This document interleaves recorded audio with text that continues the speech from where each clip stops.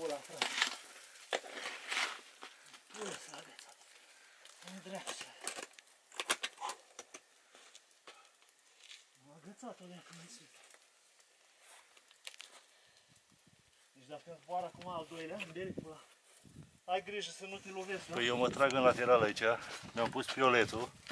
Ca zice ceva, zbura cu pioletul, nu zbor singur. Ai gățat acolo? Da. Gata.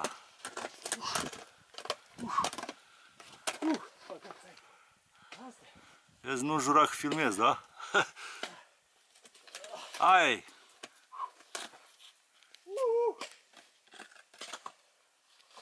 Hai că ăsta-i pas. Vezi, nu ți-a găs papuci, pantalonul în colțarul ăla.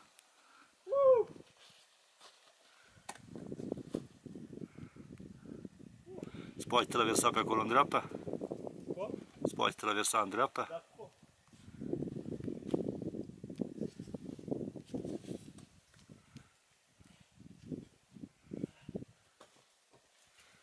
Du-te sus și asigură după aia, n-ai ce face.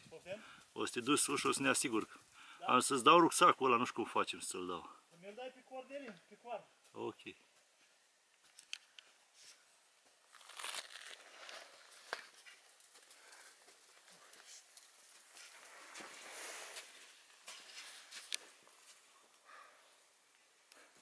Ne vine rândul, Vale.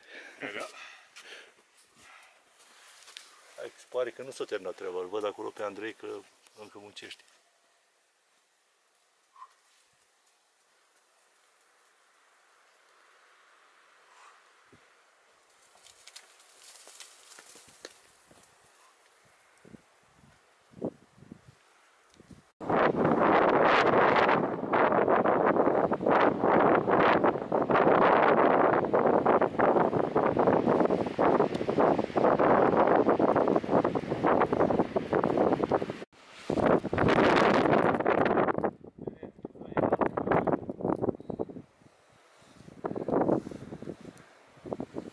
Andrei, omul zilei.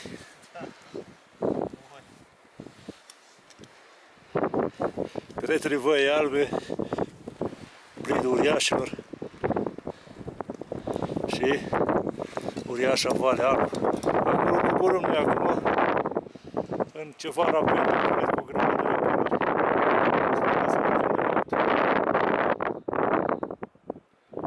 Am zis ceva, dar nu. Cine, Vale? A, tragi prea tare de el și nu reușești acolo să iasă. Îl tragi în stânga, știi? Și el trebuie să facă o buclă acolo.